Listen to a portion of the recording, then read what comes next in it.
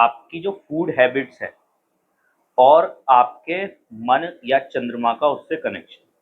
क्योंकि मैं ना बहुत सारी चीज़ें देख रहा हूँ, मतलब मैं जब एस्ट्रोलॉजिकल लोगों कुंडलियाँ देखता हूँ, कंसल्टेशन देखता हूँ, ठीक है, तो मैं ये देख रहा हूँ कि जो भी लोग मूड स्विंग से परेशान हैं, जो भी लोग चंद्रमा उनके नेगेटिव फल जो दे रहे हैं।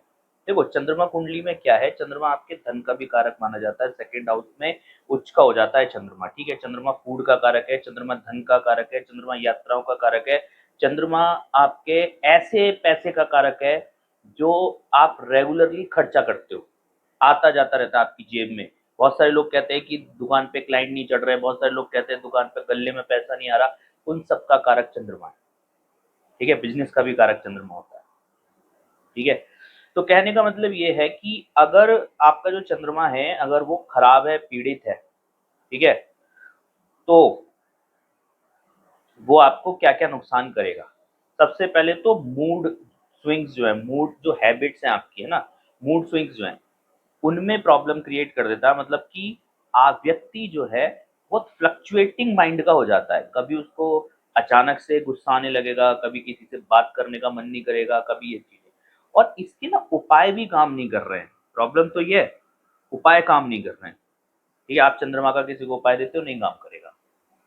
कारण कारण ये है कि वो अपनी दैनिक लाइफ में जो उसका रूटीन है उसमें कुछ ऐसे काम कर रहा है जो चंद्रमा को बिगाड़ते चले जा रहे हैं। और आप यहाँ से बोल रहे हो कि गंगा जल डाल के पानी पियो, चांदी के लोटे में पानी पियो, गंगा जी स्नान करके आओ, ये करो वो करो, कुछ काम नहीं कर रहा, ठीक है। क्यों? क्योंकि वो रेगुलरली अपनी फूड हैबिट्स को बिगाड़े पड़ा है, वो फूड हैबिट्स ऐसी कर रखी हैं उसने। क्योंकि देखो कहानी क्या है कि जो चंद्रमा है वो मन का कारक है ना। चंद्रमा सेकंड हाउस में उच्च का हो जाता है। देखो सेकंड हाउस जो है वो आपका फूड है, और अगर हम सेकंड हाउस की अच्छे से विवेचना करें तो सेकंड हाउस क्योंकि फर्स्ट से अगला है, ठीक है। अब आप कहोगे कि सर वो फूड क्यों है, सेकंड हाउस को फूड ही क्यों माना, तो क्योंकि वो फर्स्ट से अगला है। तो फर्स्ट आपका है शरीर, पहला भाव, काल पुरुष की कुंडली में जो पहला भाव है वो है आपका शरीर। तो जो शरीर को, और सेकंड हाउस क्या करता है, हर हाउस से अगला हाउस उसकी वृद्धि करता है और हर हाउस से पिछला हाउस उसका लॉस करता है।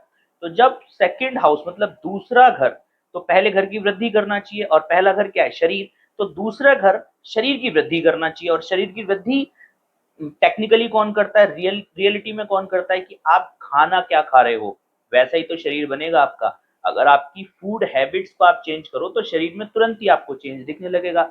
आप कार्बोहाइड्रेट मत लो, आप फैट मत लो, आप ग्लूकोज मत लो, 15 दिन आपको पता चल जाएगा कि आपकी बॉडी में क्या चेंज आते हैं। या आप ये सब लेने लगो, एक्सेस में लेने लगो, तो पता चल जाएगा आपकी बॉडी में क्या चेंज आते हैं।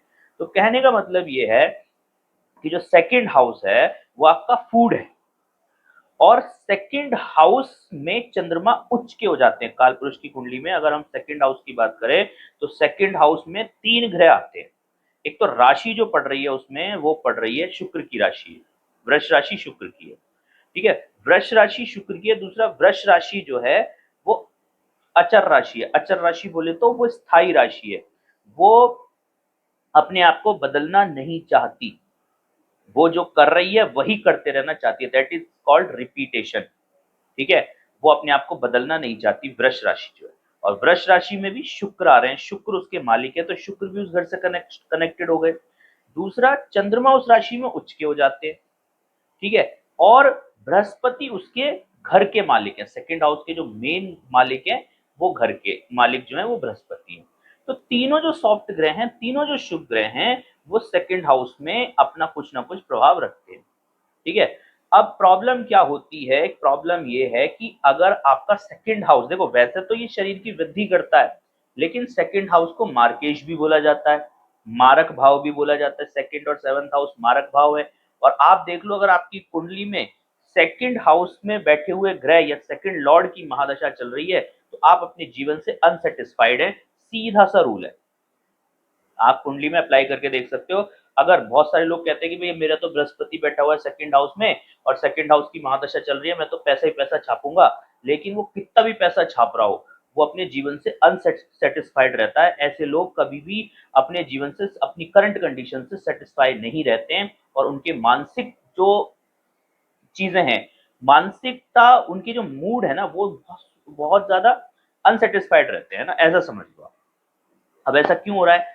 क्योंकि जो सेकंड हाउस है वो मार्केश है। सेकंड हाउस एक तरफ तो शरीर की वृद्धि कर रहा है, लेकिन अगर सेकंड हाउस को एक्सेस में बढ़ा दिया जाए, मतलब फूड को अगर एक्सेस कर दिया जाए, तो वो शरीर का नुकसान भी करता है। दूसरी चीज क्या है कि सिक्स, जो कि आपके शरीर का शत्रु है, सिक्स हाउस काल पुरुष की कुंडली में आपका शत्रु है, और आपका मतलब आपके शरीर का शत्रु है। उस सिक्स हाउस का नाइन्थ हाउस सेकंड हाउस बनता है। अब इस चीज को समझना पड़ेगा, जो लोग एस्ट्रोलॉजी पढ़ते हैं वो मेरी बातों को अच्छे से समझ रहे होंगे, जो नहीं पढ़ते हैं उनको थोड़ा पढ़ना पड़ेगा, ठीक है। तो कहने का मतलब ये है कि जो सिक्स हाउस है वो आपका शत्रु है, और नाइन्थ जो है वो सिक्स से नाइन्थ जो है वो सेकंड है। इट मीन्स कि वो शत्रु का भाग्य है। और शत्रु का भाग्य मतलब क्या, कि अगर शत्रु के भाग्य को आप प्रबल कर दो, मतलब बढ़ा दो, तो शत्रु का भाग्य अगर बढ़ गया तो आपका तो अल्टीमेटली नुकसान ही है। तो सेकंड हाउस को अगर एक्सिस में बढ़ा दिया जाए, सेकंड हाउस बहुत ज्यादा शुभ हो जाए, सेकंड हाउस बहुत ज्यादा स्ट्रांग हो जाए, तो ऐसे व्यक्ति जीवन में परेशान ही मिलते हैं आपको। आप देख लो किसी की भी कुंडली में तीन से तीन चार ग्रह सेकंड हाउस में बैठे हों, वो पूरी जिंदगी जिम्मेदारियों के बोझ से ही दबा रहता है, परिवार के लिए ही करता रहता है, जिम्मेदारियों से वो उभर नहीं पाता। सेकंड हाउस अपने आप में इस तरीके का हाउस है, बहुत सारे लोग कहते हैं बहुत शुभ है, पर नहीं। लेकिन आज जो हम बात कर रहे हैं यहाँ पे, वो बात कर रहे हैं आपके फूड हैबिट्स की और सेकंड हाउस की। तो सेकंड हाउस में जो राशि आती है वो वृष राशि है, उसका मालिक शुक्र है। शुक्र का क्या चाहिए, शुक्र आपको किस चीज को रिप्रेजेंट करता है, शुक्र के कारक तत्व क्या है? शुक्र सेटिस्फेक्शन है आपकी, आपको जो मन की संतुष्टि जो मिलती है ना, देखो चंद्रमा मन है, लेकिन मन की संतुष्टि शुक्र है, ठीक है। अब होता क्या है कि जब आप खाना खाते हो, ऐसा फूड खाते हो जो आपको संतुष्टि देता है, लेकिन ऐसा फूड जो आपको तृप्ति दे, ठीक है, उसकी आपको आदत पड़ जाती है, हैबिट पड़ जाती है। और ऐसे फूड जनरली वो होते हैं जिनमें एक्सेस में, जैसे मैंने बहुत सारे लोगों की कुंडली देखी और मैंने ये देखा कि चंद्रमा अगर बैड इफेक्ट दे रहा है, तो ऐसे लोगों में एक्सेस में फूड खाने की आदत होती है, उनकी फूड हैबिट्स बहुत खराब होती हैं। या तो वो बहुत ज्यादा ग्लूकोज ले रहे होते हैं, बहुत ज्यादा कॉफी या चॉकलेट खा रहे होते हैं, ठीक है, बहुत तला भुना खा रहे होते हैं, नॉन वेज खा रहे होते हैं, नमक बहुत ज्यादा भर भर के खा रहे होते हैं, ठीक है।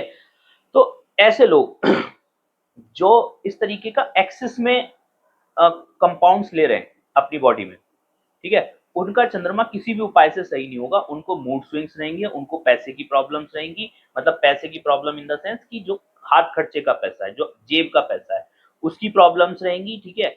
और दुकानदारी अगर वो करते हैं या कोई ऐसा रिटेल बिजनेस चलाते हैं जिसमें रेगुलर कस्टमर आता है, रेगुलर को सामान बिकता है, तो उस बिजनेस में उनको प्रॉब्लम रहेगी, ठीक है।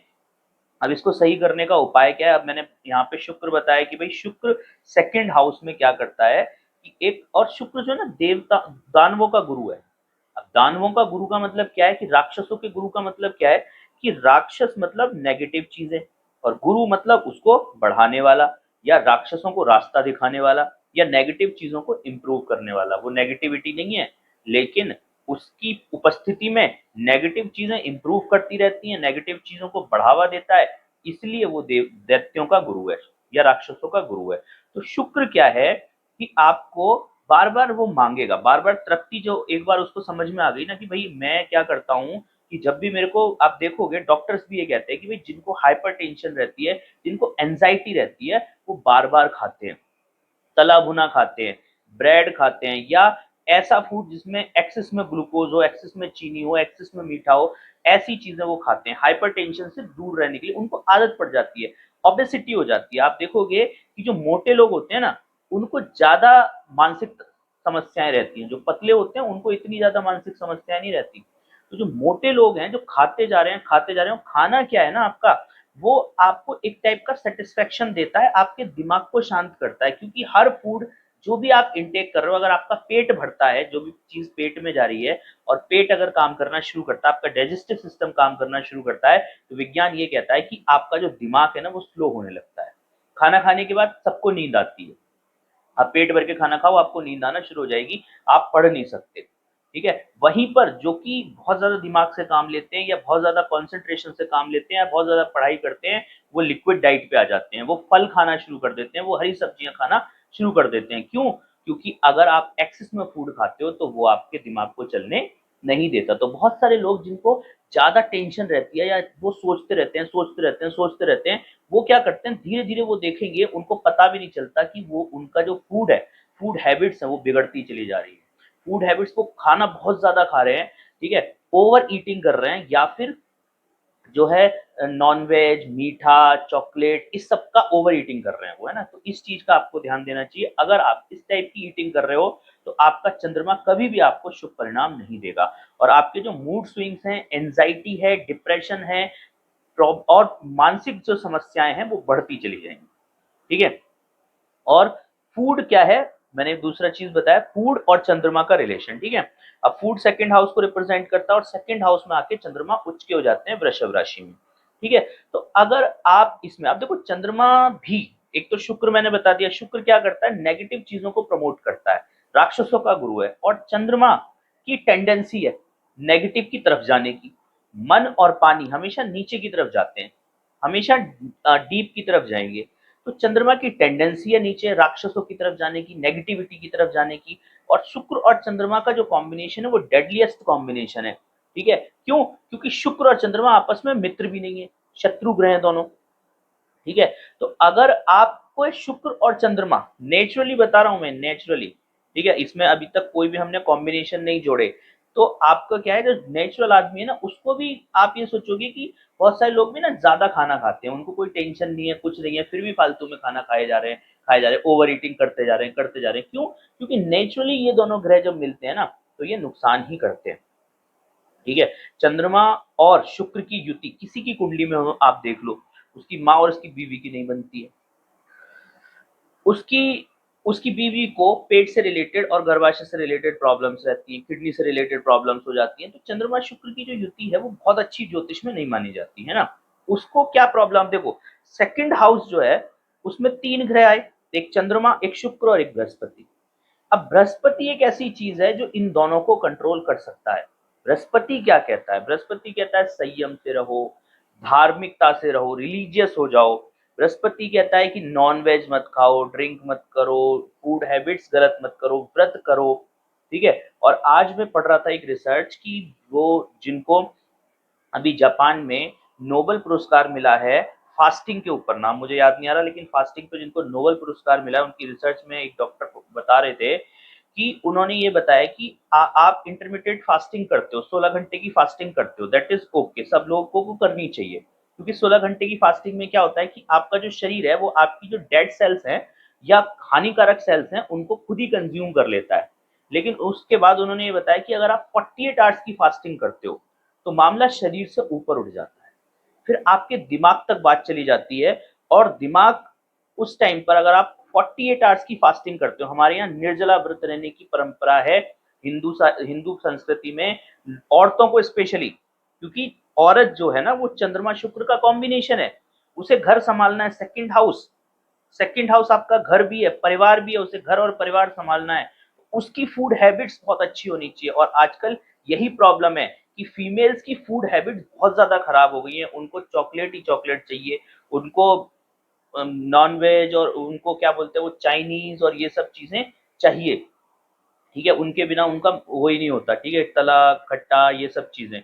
तो कहने का मतलब ये है कि जिसको परिवार चलाना है, सेकंड हाउस जिसको धन का संग्रह करना है, हमारे यहाँ औरतें धन का भी संग्रह करती हैं, परिवार भी चलाती हैं, परिवार में संस्कार भी आपका सेकंड हाउस है, क्योंकि फर्स्ट से सेकंड संस्कार आपका सेकंड हाउस है। जिन्हें अगली पीढ़ी को संस्कार देने हैं, उनको कैसे अच्छा रखा जा सकता है, उनके दिमाग को कैसे अच्छा रखा जा सकता है। एक व्यक्ति की जो माँ है ना, वही उसको अच्छे संस्कार दे सकती है। आप देखो, पूरे इतिहास उठा के देखो, अगर जिन-जिन योद्धाओं ने अगर समाज में कुछ अच्छा करा है, तो उनके पीछे उनकी माता का हाथ होता है जनरली, ठीक है? अगर मदर आपकी बहुत अच्छी है, मदर आपकी संयमी है, मदर आपकी धार्मिक है, मदर आपकी व्रत करती है, मदर आपकी पूजा-पाठ करती है, तो वो संस्कार बच्चे को बचपन से ही मिलते हैं। तो कहने का मतलब ये है कि अगर आप चंद्रमा को और शुक्र को दोनों को बृहस्पति की मदद देते हो, तो उससे क्या फ़ायदा होगा? उससे फ़ायदा होगा कि आपका परिवार अच्छा होगा, आपका पैसा अच्छा जुड़ेगा, आपके परिवार में संस्कार होंगे, ठीक है? सेकंड हाउस की जो फूड हैबिट्स हैं, सेकंड हाउस के जो कारक तत्व हैं, उनको वो इम्प्रूव कर देगा। इसीलिए बोला जाता है कि बृहस्पति का पक्का घर दूसरा घर है। ठीक है, तो कहने का मतलब ये है कि आपको किस चीज को कंट्रोल करना है। आपको अगर चंद्रमा को अच्छा करना है, आपको अपने परिवार को अच्छा करना है, आपको अपने परिवार के संस्कारों को अच्छा करना है, आपको धन का संग्रह अच्छा करना है, तो आपको अपनी फूड हैबिट्स को कंट्रोल करना पड़ेगा। और आप देखोगे कि बहुत सारे जितने भी आप देखो जितनी भी व्यापारिक कम्युनिटी है हमारे देश में, लाइक जैन हो गए, लाइक मालवाड़ीज हो गए, लाइक जो भी व्यापारिक कम्युनिटी है, जो जो पीढ़ियों से व्यापार कर रही है, उनकी फूड हैबिट्स देखो। उनके घरों में आप देखो कि व्रत करती हैं महिलाएं या नहीं करती। कुछ तो कारण रहा होगा ना व्रत का। क्या आपकी, हाँ मैं वो बता रहा था कि व्रत का ना आपके मस्तिष्क से कनेक्शन बताया उन्होंने। उन्होंने बोला कि अगर आप 48 आवर्स का व्रत करते हो तो मामला मस्तिष्क तक पहुंच जाता है और मस्तिष्क अपने आप ही डोपामाइन जैसे हॉर्मोन्स रिलीज करता है और आपको मजा आने लगता है। शुरुआत में जब मैं इंटरमीडिएट फास्टिंग करता था, रात को 2 घंटे पहले खाना बिल्कुल छोड़ दिया तो नींद नहीं आती थी, लेकिन धीरे धीरे उस भूख में ही नींद आने लगी। अब भूख में मजा आता है, रात को सोने में ऐसा नहीं लगता कि कोई दिक्कत वाली बात है, भूख लगेगी तो और अच्छे से नींद आ जाती है। मेरे साथ भी ऐसा होता है। तो कहने का मतलब ये है कि अगर आपका दिमाग, अगर आप सही से कंट्रोल करें अपनी फूड हैबिट्स को, तो वो आपके दिमाग को, आपके मन को एकदम स्थिर बना देगा और किसी भी उपाय को करने की जरूरत नहीं है। ठीक है, एस्ट्रोलॉजी में ये जो उपाय बताए जाते हैं, जितने भी उपाय बताए जाते हैं, सब बहुत कम काम करते हैं। काम आपका करता है कि आप अपने कैरेक्टर में जो चेंज ला रहे हो ना, वो बड़ा काम करता है। आप अपनी लाइफस्टाइल में जो चेंज ला रहे हो ना, वो बड़ा काम करता है। आप रोज जाओ गंगा जी नहाने, आप रोज जाओ चांदी के लोटे में पानी पियो रोज। लेकिन अगर आप नॉन वेज खा रहे हो, अगर आप नमक ज्यादा खा रहे हो, अगर आप एक्सेस में फूड खा रहे हो, एक्सेस में ग्लूकोज ले रहे हो, एक्सेस में आपका चीनी नमक और ये कॉफी वगैरह ले रहे हो, तो आपका चंद्रमा स्ट्रांग नहीं हो सकता। वो आपको मूड स्विंग्स देगा ही देगा, वो आपके परिवार में दिक्कत करेगा ही करेगा, वो आपके पैसे में भी दिक्कत करेगा ही करेगा। ठीक है, और चंद्रमा को सेकंड हाउस में अगर इस तरीके से आप कर रहे हो, तो इसको स्ट्रॉन्ग करने का तरीका बृहस्पति से निकलता है। बृहस्पति जो कहता है वैसा करो। अब बृहस्पति क्या कहता है? बृहस्पति गुरु है, बृहस्पति देवताओं का गुरु है, बृहस्पति धर्म का कारक है, बृहस्पति रिलीजन का कारक है, बृहस्पति एक रूल्स का भी कारक है। मैंने बृहस्पति की वीडियो में बताया कि 9th हाउस में, मतलब तुला उसका धनु का बृहस्पति रूल्स बनाता है, धार्मिक रूल्स लिखता है। तो वो जो रिचुअल्स आपके परिवार में कराए जाते हैं कि भाई इस दिन व्रत रखना है, इस दिन व्रत नहीं रखना, या हफ्ते में 1 दिन या 2 दिन व्रत रखना है, तो वो रिचुअल्स का कारक भी बृहस्पति है।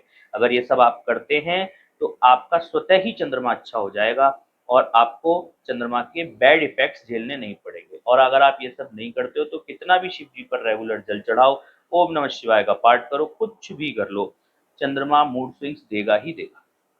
ठीक है, क्योंकि वो चीजें शरीर पे नहीं लग रही ना, वो तो दिक्कत होगी होगी।